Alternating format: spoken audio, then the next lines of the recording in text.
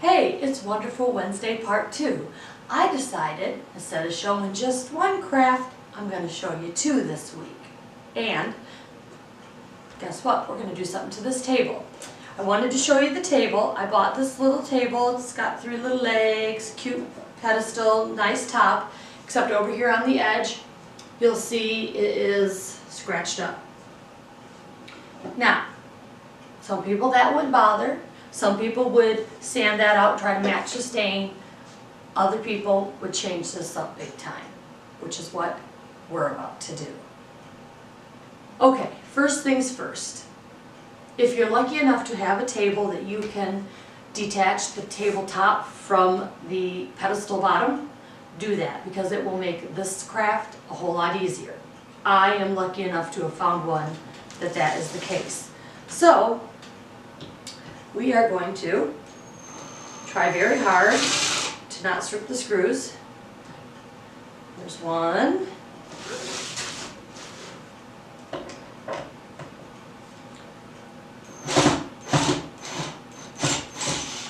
There's our two. We're almost free. Sometimes you have to use a good old-fashioned screwdriver for the last little bit of it to get them out. There's 3. One more to go and our tabletop is free.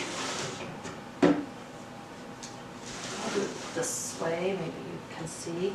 I am famous for stripping screws, so don't take a lot of advice from me, but I can tell you what I've learned from the past is push down really, really hard when you're trying to take a screw out or a screw in, because if you don't and the bit wobbles around in there, that's how you end up stripping your screws. So, our screws are out. Put these in a super safe place, or what I usually do is I take the 3 of them.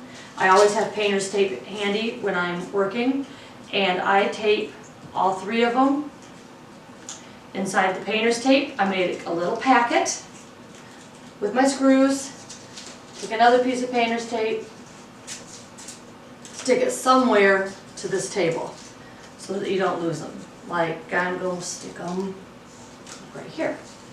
So now they're stuck to the table. When I go back to put my table together, I won't be running around looking for screws. And there you go. We have taken the top off of our pedestal. Now, this is a perfect size little end table to do this what we're going to do on. I can pick it up, I can move it easily, because this project requires you to be able to pick up and move the piece of wood. I am going to give it a light sanding, just a light sanding, so that what I put on top of here adheres a little bit better. So, still have my fine grit sandpaper, and since I'm not restaining it and what I'm doing is going to cover it completely, it doesn't matter if I go with or without, with or against the grain. If you're going to stain it, you always want to go with the grain, but I'm just doing this real quick. Not much sanding at all, just enough to give it a little edge. So,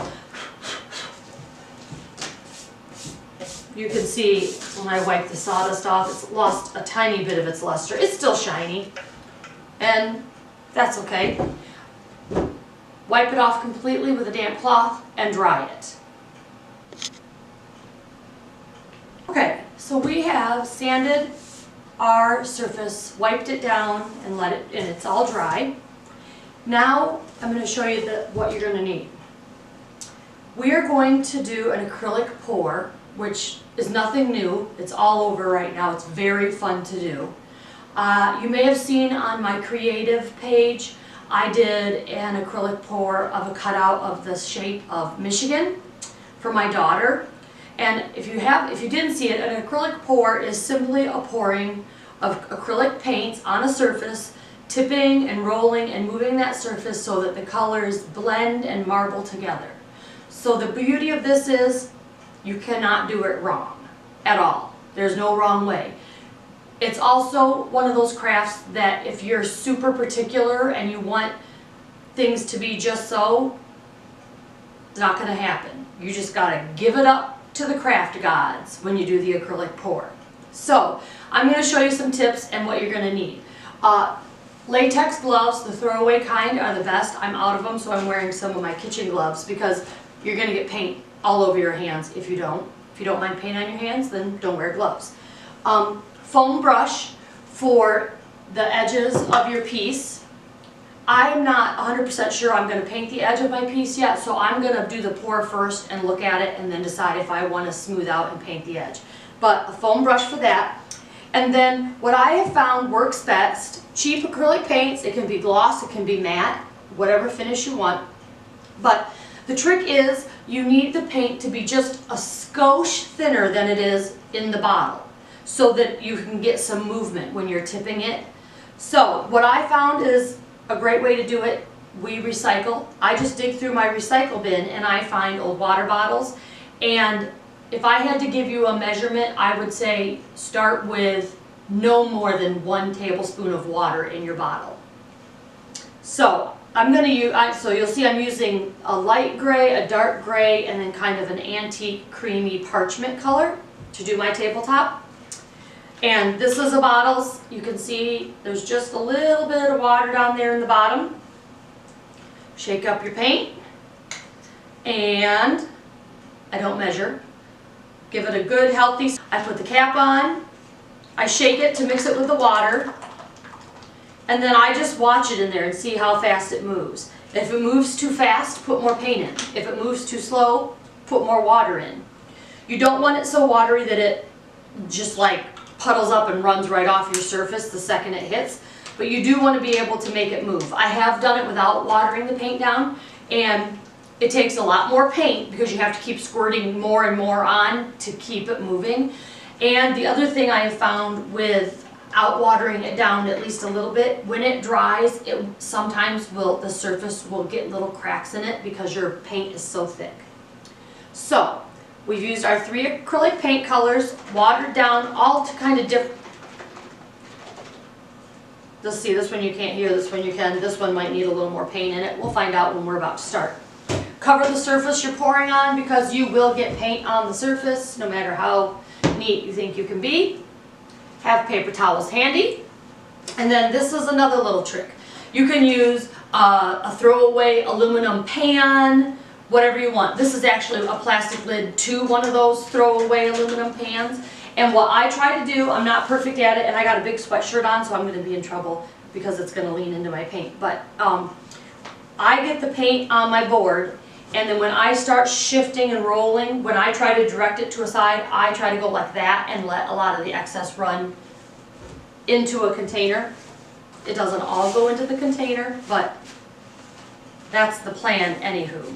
So there's no certain way in which to attack this. You don't have to start with lighter colors and then go to the darker colors. I'm going to move this out of the way, and I'll try to get you a good close-up of what I'm about to do. Okay, you might not be able to see all of me, but I want you to be able to see all the surface that I'm working on. So I've got my little kind of drip pan there, and because I'm not sure if I mixed the antique parchment too thin, I'm going to start with that. And you can put a little here, a little here, a little here. You can make waves of paint. You can do it however you want, but I'm just going to go easy to see. That's pretty good. So you just do this.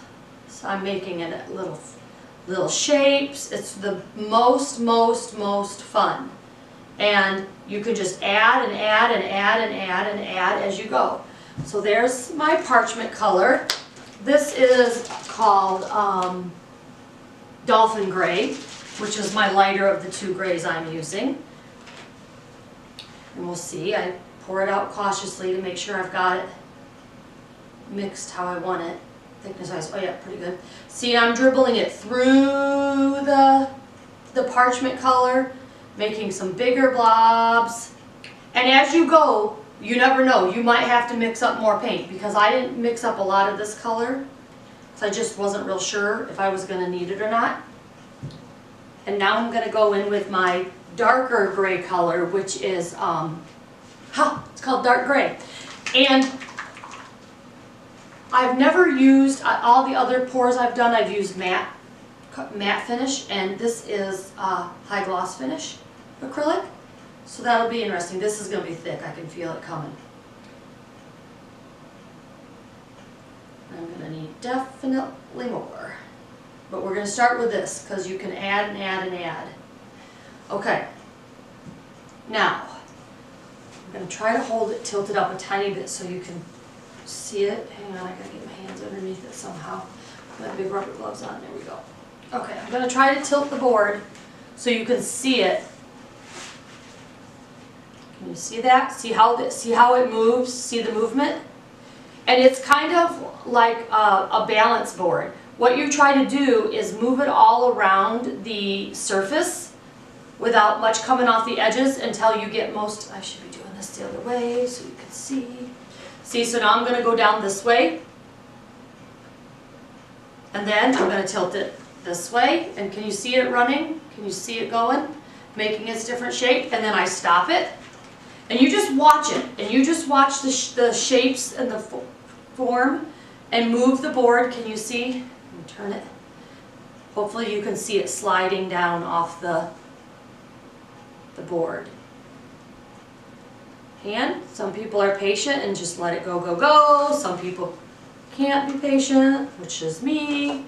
Okay, so now I've started it and I've decided, just by looking at it, I need more of my gray, which I don't have.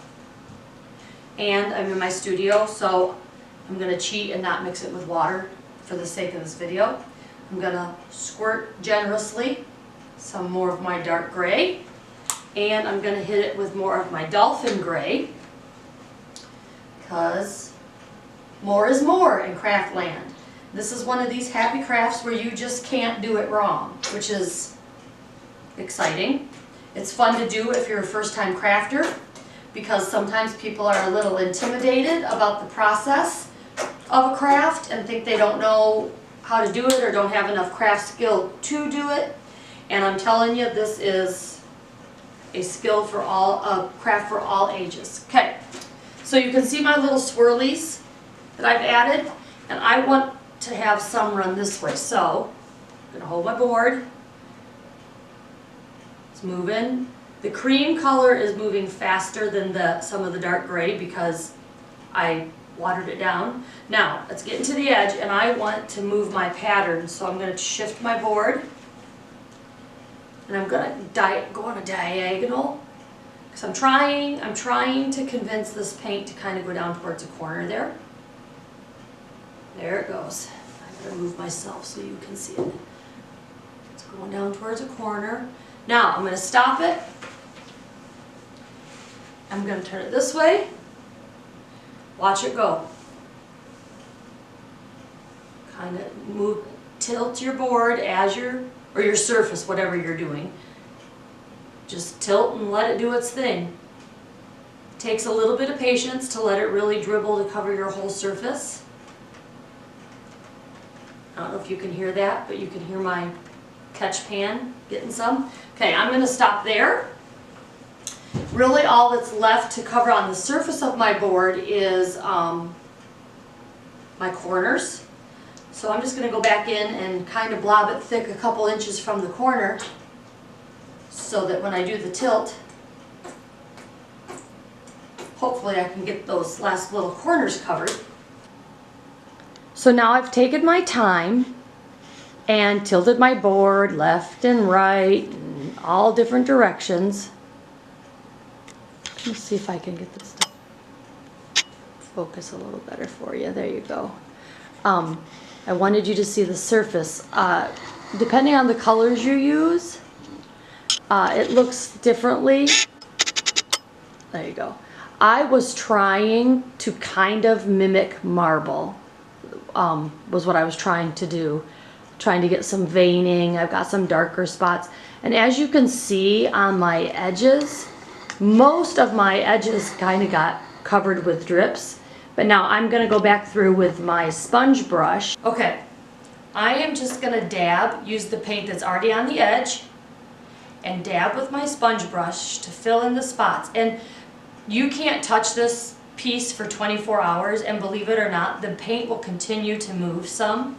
So don't be shocked when you come back and look at it the next day if some of your swirls or your veining or your marbles are not how they were when you left it. So that's how you do finish up an edge if you don't want any of the wood to show and you want it to look natural. You gotta bend down, look down low because I missed some edges I thought I hit. You can always, once this is dry too, come back through and with some fresh paint on your brush, pat at it. If you do miss any spots, it's not like the end of the world. I just like to try to get it all at the same time so that when it's dry, I don't have to do anything else with it and I can put my table back together and see how cute of a piece it is. So there it is. This is called an acrylic pour.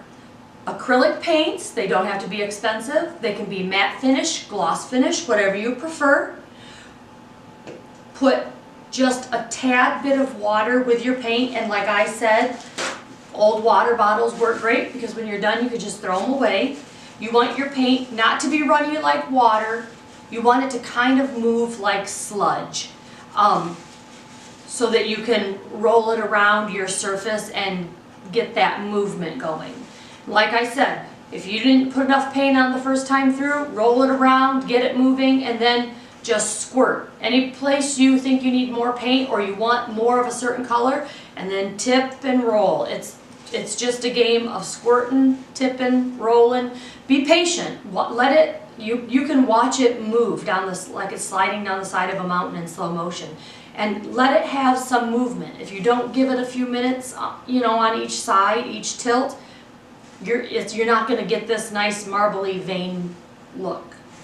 So that is how to do an acrylic pour, and I did it on a tabletop.